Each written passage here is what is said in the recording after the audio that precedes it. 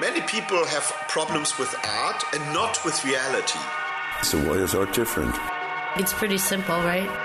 This is knowledge, this is thinking, this is thought. Yeah, it does something strange with your head.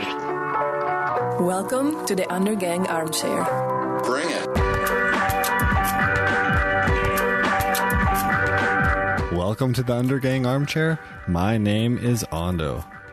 Greetings, my friends. I'm just here with a quick bonus episode before the Easter holiday. It's short and sweet. As you probably know, I was just up in Stockholm recently to check out both the market and supermarket art fairs, and I ended up meeting all sorts of cool people while I was there. For example, I got to meet two of my colleagues, Danielsson and Oscar Carlson, who have a Stockholm-based podcast where they talk about art.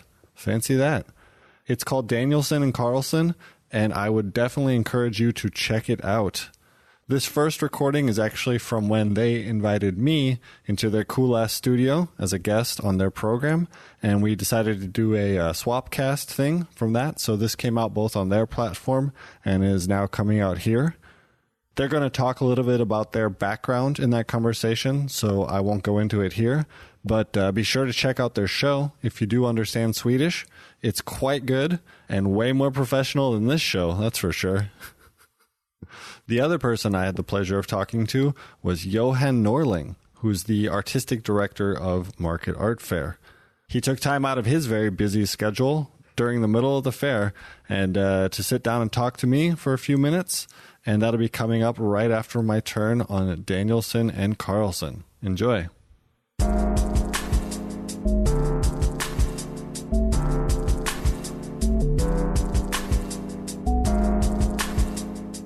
Ja, men det varierar för mig också. Det varierar jättemycket, men just idag gult. Men nu, vi kanske ska gå vidare och berätta att det sitter någon mer i studion. Ja. So we now have to speak English. Hello, Andreas. Hello. Who I understand you? about 60% of what you guys are saying. Oh, that much? Really? That's cool. Your favorite color is yellow. Uh-huh. Your favorite color was green? That's right. Yeah. What's your favorite color? Rothko. Isn't that a color?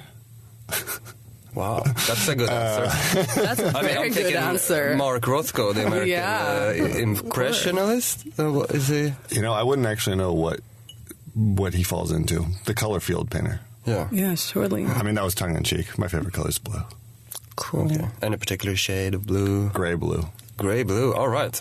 We had that one yesterday, which we will return to later on. I feel like people judge me for having that as my favorite color. How so, or why? Is that the color of your sweater? You know, it's not far off. This one's a little happier, this sweater.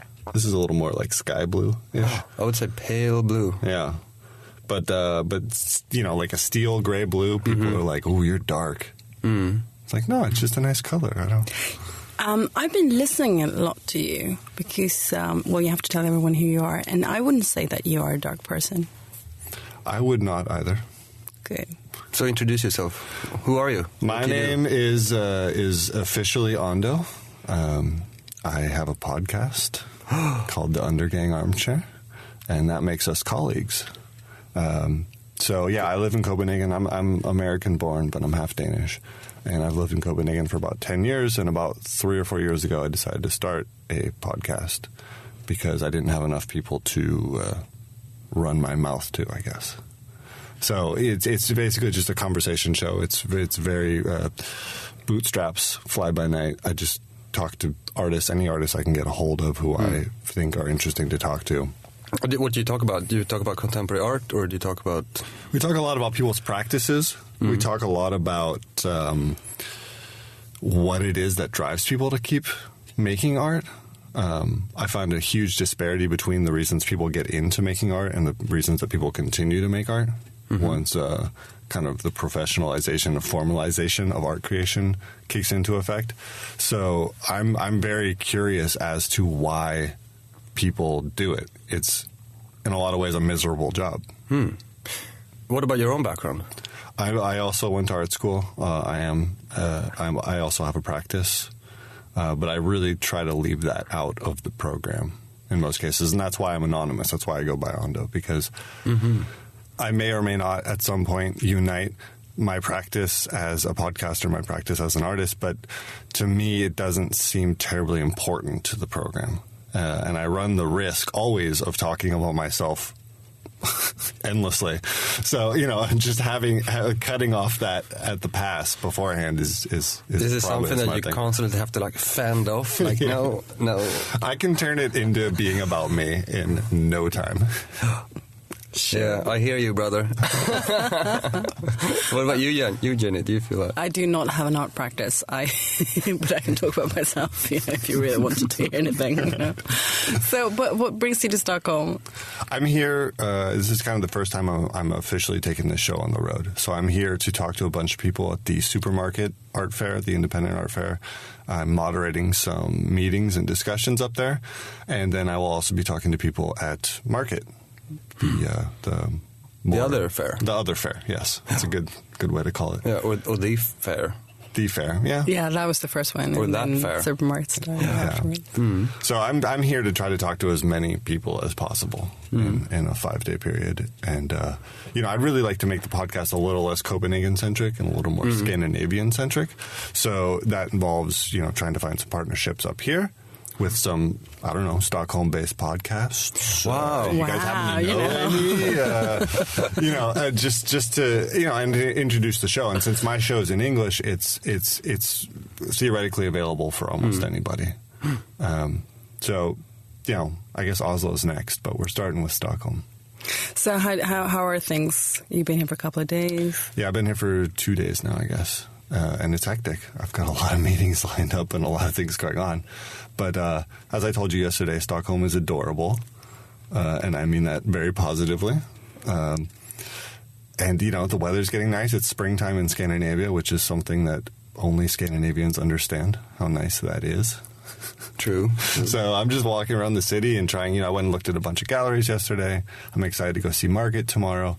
It seems like there's plenty to do. There's no issues with being like, well, now what? So, yeah, quickly, can you guys tell me who you are and what your background is? Well, let's not do ladies first, just now. Okay, so my name is Jenny Danielsson. And I'm Danielsson in Danielsson and Carlson, this podcast. And I studied art history in Stockholm, and then later I moved to London and have been working in museums and galleries. And now I write about art, freelance-based, and I make this podcast with Oscar. Yeah. My name is Oscar Carlson. I'm a trained artist. I went to art schools in England and in Germany.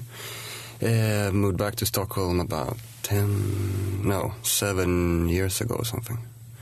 And then started to write about art, and then I set up a sort of exhibition venture. Platform.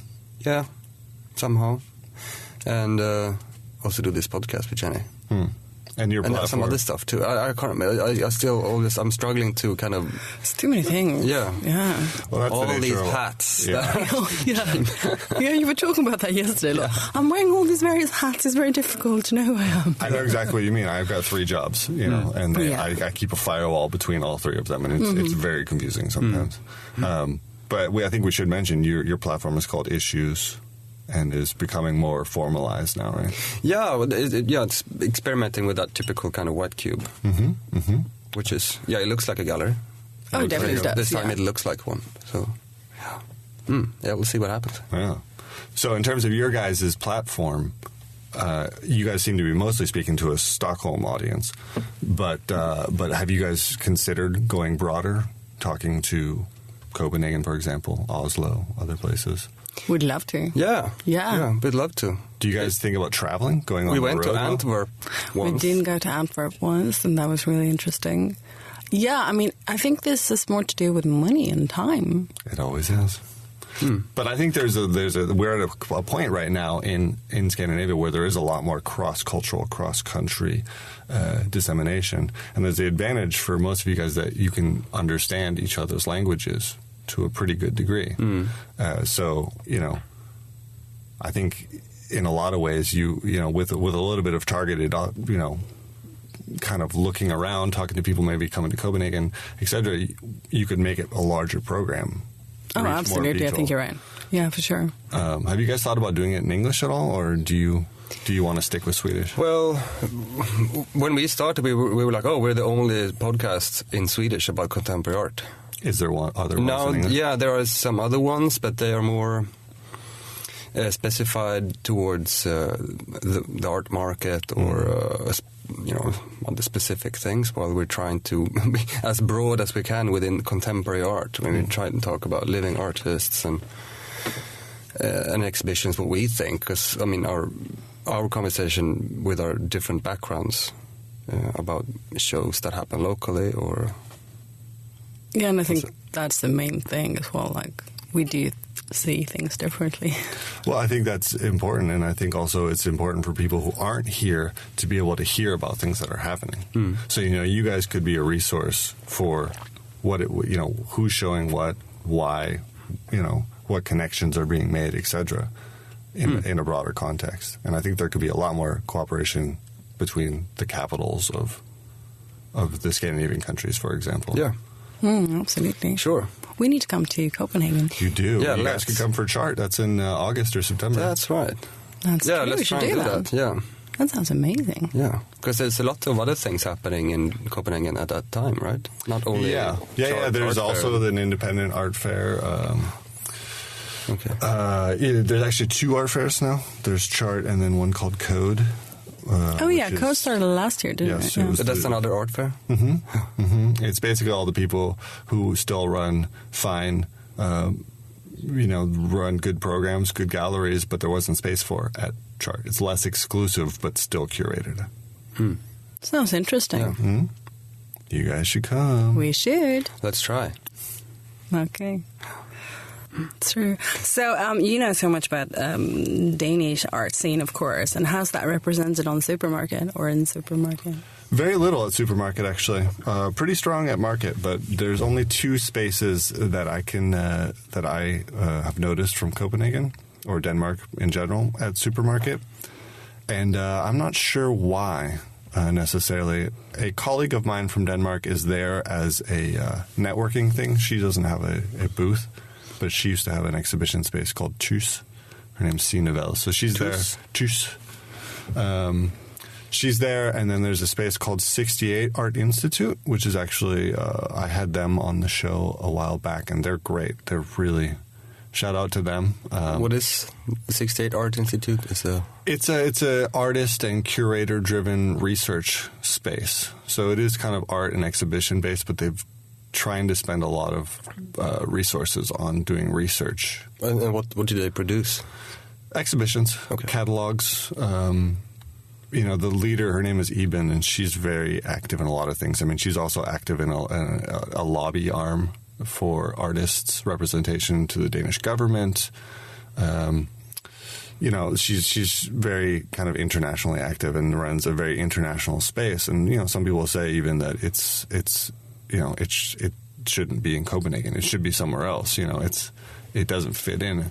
But for me, it's great to see somebody there who's actually really trying to advance a more international platform.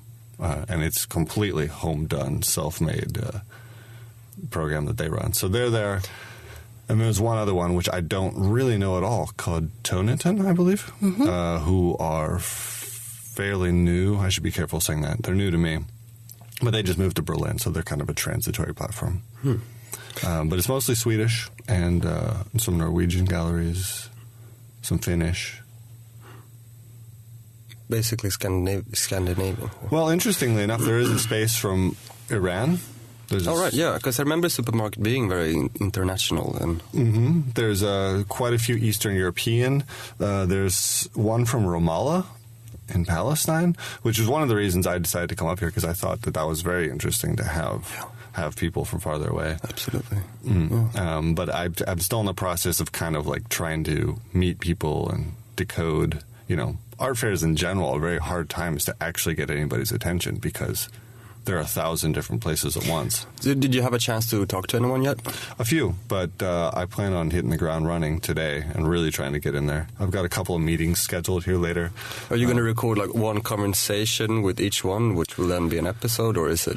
It's like a speed date setup. It'd probably be more of a speed date thing. I'm terrible at the whole like show up and put a microphone in somebody's face thing. Have you tried it? I have. And it's always been with medium levels of success because it makes people uncomfortable. I'm not terribly comfortable, which makes them even more squirrely. I'm much more... Can you do it if you know that person? And you can... Yeah, it helps I guess. to know we them. tried it yesterday. We'll again return to that. Also, we did it once. Was it hard? No, it went well because I knew that person probably wouldn't freak out. Right. So. But that's helpful to know them. If you're just like, hi, I'm so-and-so. Here's a microphone. What do you think? Exactly. This is going somewhere you don't even know where. Yeah. So people get a little bit like, whoa. What sort of feedback do you get on your podcast locally in Denmark? I get a lot of people wondering why it's so long. Yeah. I think people basically say, wow, that's amazing, and then I don't really know how much they actually listen to it. So there's a lot of positivity in response to the idea, and people are like, oh, that's great, nobody's doing this, et cetera, et cetera. It's a little harder to get people to listen regularly. And since I barely edit the show, I think length is also an issue. It's usually about an hour long. It's very straight through. Yeah. It's very rarely. If I can notice on the fly that there's something I should cut out, I can mark it there. Okay. And be like, at 9 minutes, remember that you talked about your socks for 4 minutes, because that's not important. But other than that, I'm not like chopping it into blocks and then saying, okay, this fits here, this fits there, because I just don't have the time. And I also do enjoy my favorite podcasts out in the wider world often have that conversational feel, the fly on the wall. You're there listening to somebody's conversation, and it might meander a bit, but you'll eventually get through something. I really like it. I mean, I enjoy it a lot. Thank you. Yeah, absolutely. And I think there's something to be said about not cutting up. It's very obvious that you're talking about something and you have that time. There's no rush. Everyone can always sort of finish their sentences and go back and so on. It also gives me a chance to be the idiot who doesn't know. Because a lot of people maybe in the Danish art world know exactly what a person's been doing their whole life. But I don't. So I get to ask the dumb questions. Where do you come from? What do you... Why are you doing this? Those sort of things. So that I think is helpful to a viewer or a listener who doesn't know them as well. Because the art world has a lot of this, like, we all know what we're talking about, so we're just going to plow ahead, and your average listener may or may not be able to follow. Absolutely. That's something that we constantly have to remind ourselves of, that if we mention, like, market, well, they have to say, well, it's an art fair. Right. I know. We're really bad at that, to be honest. Well, it's the nature of being part of a scene, right? Yeah. You get a vernacular, which is... tied into that scene. But who's your audience? Like, how do you see your outreach and? Well, interestingly enough, through the analytical tools you can use to see where and how people listen, I think at the moment it's about 60% Danes, about 25 to 30%. No, that can't be right.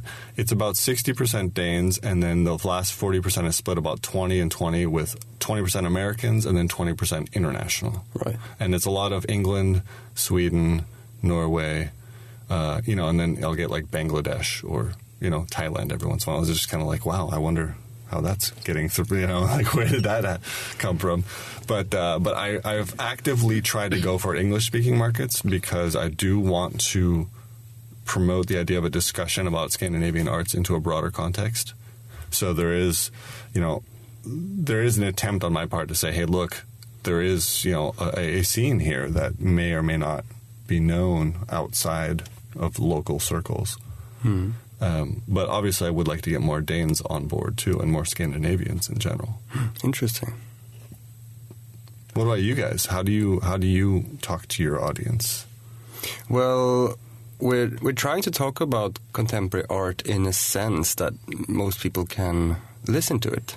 Yeah, and we have an it's an initiated conversation essentially, but we try to keep it, open to Yeah, and People we are just- we do refer to things we see, exhibitions we've seen, and that's most of the time Stockholm-based because we both live here. Yeah. And then we would invite people to talk about various things. So in that sense, I think we're trying to broaden out as much as possible and to invite people who know more about a specific topic than we do. Do you prepare a lot for your conversations? We plan each episode. Like what should we talk about? What theme? What guests? And Yeah, what would be the interesting questions to ask this particular person? So of course we do, yeah. so we're more inspired by radio talk show. Yeah, that's than true, yeah. Other podcasts. I think. Well, I think that's probably a better way to reach a broader audience. I think I lose a lot of people in the unstructured nature of it. And I might bring other people to it. There's other people who would then think that's an advantage. But a lot of people are like, an hour-long conversation with somebody and I have no idea what they're going to talk about. Yeah, killer, I've got that kind of time. Like it doesn't, it's not necessarily for everybody. And I think that's the great thing about the medium itself. Right. I have the freedom to do that. I don't have to answer to anybody. Exactly. Yeah. So I guess we should just talk about where we can find our things. We are on Acast, and I think that's a Swedish thing, and on iTunes and SoundCloud. Mm-hmm. It's called Danielsson and Carlson. Mm-hmm. And there's a bunch of S's and O's because you guys are Swedish. I have 2 S's. Carlson is spelled with C and 1 S. Very important. We'll definitely, I'll put links to that up on my page. Sure. And you guys have a website too? No, we don't. No, so it's all via the podcast. Yeah. Do you have a website? I do, yeah. Because a lot of people are like, how, what, where, people who don't know how podcasts work need another way in. So, my program's called the Undergang Armchair, which is either the best or the worst name, still unknown. Undergang Armchair. Mm-hmm. I like to play on words because undergang is probably the same in Swedish. Yeah, apocalypse. But it also sounds like a gang of folks. In the beginning, I pretended we were a bunch of people. When the undergang. That's really cool. I've got a website, undergang.net, and then iTunes, Stitcher, SoundCloud, wherever you find your podcasts. Great. Brilliant. Yeah. Thank you so much for coming here. Yeah, thank you so much, guys. Great to have you in our studio. Yeah. Next time we'll be in your studio. Yeah, which in is Copenhagen. not as nice. All right. Cool. Thank you so much. Thanks, guys. Thank you. So that was Danielsson and Carlson. They're great, huh? It was really fun and humbling to see how others make their programs. There are links to their show on the notes page for this episode, but you can always just find them on iTunes as well. So now we're going to go to my talk with Johan Norling, as I said, the artistic director of Market Art Fair. He turned out to be super interesting and very open about what his job is like there at the fair. I found it really fascinating. So, and he also talks a little bit about his background in the talk. So let's just get straight to it. Johan Norling.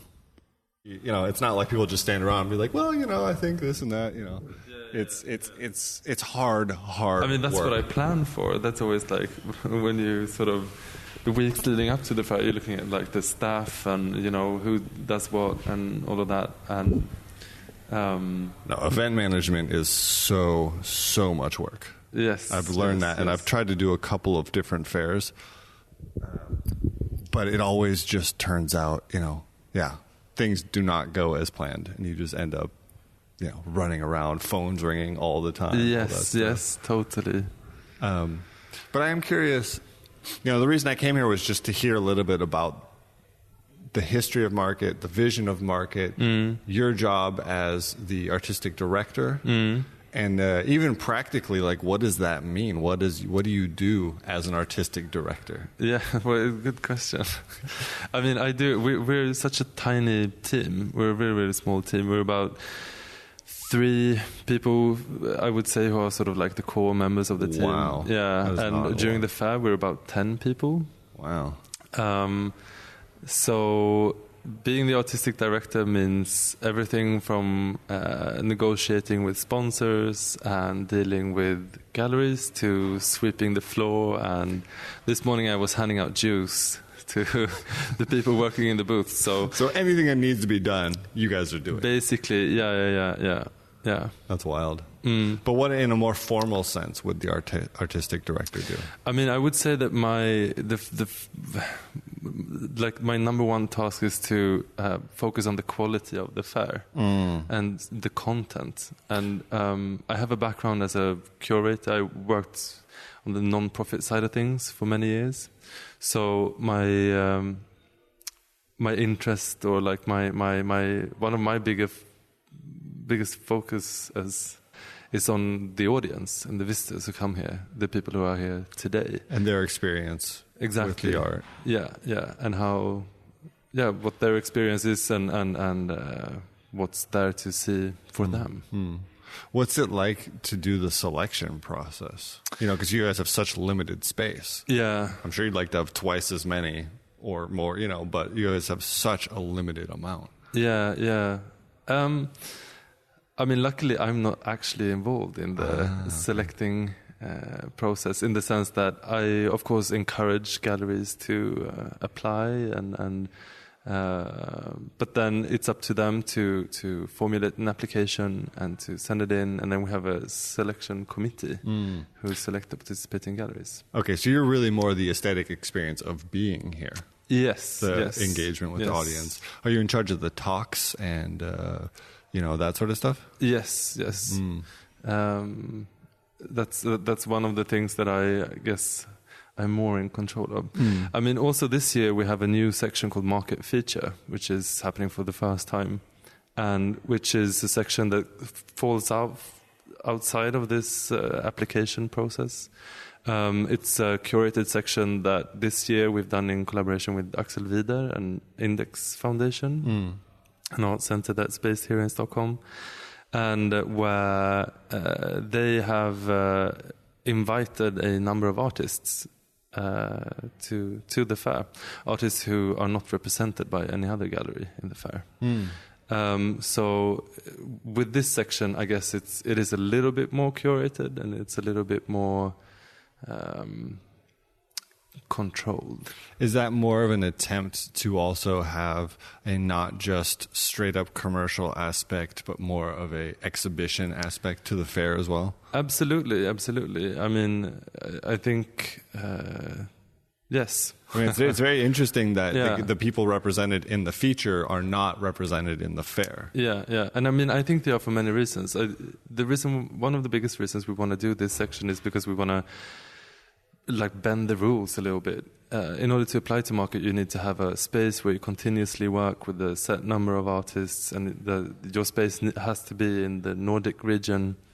And I'm not so sure that this geographical division is really that interesting. There are many artists who are very relevant for the Nordic art scene, but who maybe are not represented here, but might have studied here. They might not even be born here or based here, but they, for some reason, is of some importance. And so I think this section is a way to sort of bring them in, and also to, I hope, raise the bar a little bit and inspire the other galleries to maybe try out different ways of being in an art fair. It's a nice project, and I think it's especially interesting because of the limited amount of space that you guys dedicated some space to that. Instead of just filling it as much as possible with different galleries and different stands, basically. How long have you been with Market? This is only my second year. Ah, okay. Yeah. And how long has Market been around for? For 12 years. 12 years, okay. Yeah. Did it start kind of in a similar vein, or has it changed a lot over the years? Have you followed it at all? Yeah, of course. I've been following it since the start, more or less. Market kind of started in a reaction to Art Stockholm or Stockholm Art something, which was a bigger fair, like a more traditional, larger fair that took place a bit outside of the city. A little broader, perhaps? Yeah, exactly.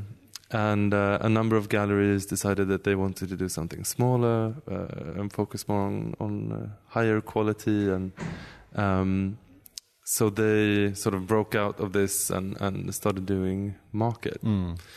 And today it's still the same owners. It's 5 different galleries who own the fair. And I would say that the focus has remained the same. The location of the fair has changed, and the format has changed a little bit. Like a big difference, I would say, is that we now have a larger collectors program and a professionals program, which are 2 programs that we invite people from international guests to participate in, and that we do activities in the fair but also outside of the fair. It's about relationships with people. Yeah. So we do also organize like a lot of like off-site collector visits or studio visits, and so it's a year-round project, really. Yeah. That I would say is a big difference from what it was like 12 years ago. But we still, the size is more or less the same, and the focus is also more or less the same. Yeah. Do you personally have notice any huge differences besides the obvious ones with working in the non-profit art world and working in a more commercial-based art world? Well, the differences between these 2 sectors? Yeah, for you as having worked in both, you know. I think that they are surprisingly alike, and I also think working on the commercial side of things, I've also learned actually how dependent many non-profit spaces are on the commercial scene. For example, Moderna Museet, our largest institution here, Sweden's the most important institution or art center in Sweden, are absolutely dependent on the commercial art scene and the support of collectors and the goodwill of people who want to not only donate art but also pay for exhibitions. The Marina Abramovic exhibition is a good example of this. And this, before working on the commercial side of things and before I got to know all these people, I didn't really know that this was the case, actually. Right, it's more intertwined. As a visitor to Moderna Museet, it's not so visible. It's not something that you meet in the exhibition. But yeah, being on the commercial side of things, I've sort of learned more about this, which I think is interesting. It's all intertwined in that way. Yeah. I also think that, like, as I've grown older, I'm now 31 years old and less idealistic, I think, compared to 10 years ago, maybe. Oh, I know what you're saying. Yeah. And tired of living in shitty apartments and not having any money. And Exactly. And so I think I have a more like nuanced picture of how things work and what's realistic. And Well, I think that they both need to exist. And, like you say, they're more intertwined than you might think. Yeah. You may be like, oh, yeah, fuck those guys over there, or fuck these guys over here, But the truth is, it's all a big circle that kind of goes around and back and forth. And the more, it's all a hierarchy, basically. Yeah. And they're all cross-level. And, let's be honest. Sweden has 10 million people. Stockholm has 2 million people. It's not a big place. Let's not, not hate on anything that happens. Exactly. Because this is it's like very common question that I get from media. Like, what do you think about Supermarket, the artist run fair that's taking place this? They're hoping for some shit talking. Yeah. And I guess like it lies sort of in the nature of these 2 fairs happening at the same time to have some sort of antagonistic relationship. But like I said earlier, I met Andreas Ribbung, the artistic director of Supermarket, this morning. And he also gets that question all the time. And both of us always reply that it's actually really nice that it happens at the same time. It's I think we wouldn't exist without the artist-run spaces. Like, the galleries wouldn't exist without artist-run spaces, and artist-run spaces wouldn't exist without galleries. It's like we complement each other. We're not competing. You're not the same thing at all. No. And there's space for different types of expression and action and all that sort of stuff. Yeah, without one, the other one would be a sadder place. Yeah, absolutely. Totally. If there was only this in Stockholm, that would be quite boring. I think it's good that there's also other things, and it's something that should be encouraged, rather than anything else.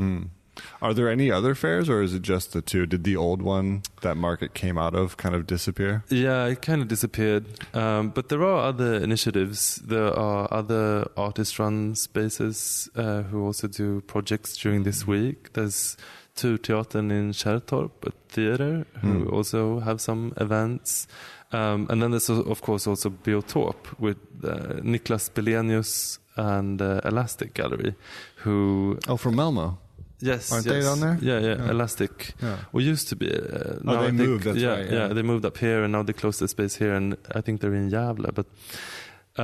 But yeah, they do an event at the Biological Museum called Biotop, and because they used to be at Market, but this year they decided to do their own thing. Well, that's nice. There should be space for that. Yeah, yes, absolutely. And I think, it's so great for, especially for foreign visitors who come to Stockholm during this weekend to have like all of these things happening, who are like very different and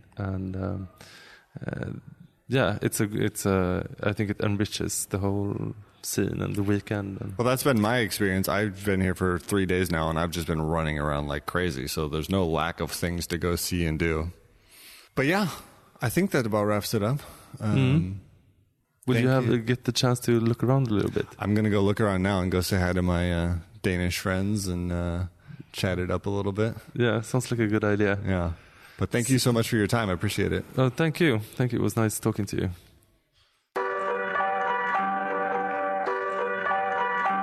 And that was it for our bonus show here. Thank you for listening to this episode of the Undergang Armchair. The intro and outro music is kindly provided by Johnny Ripper, and today's interstitial music was provided by Twin Musicom. You can find links to their music and tons of other conversations with great people on our tribal gathering of a website, undergang.net. If you do like this show, we would appreciate it if you'd take the time to leave a review on iTunes so others can find us. It is tremendously helpful. The show is produced in part with the kind support of the Danish Arts Council. Thanks for joining us and have a happy Easter.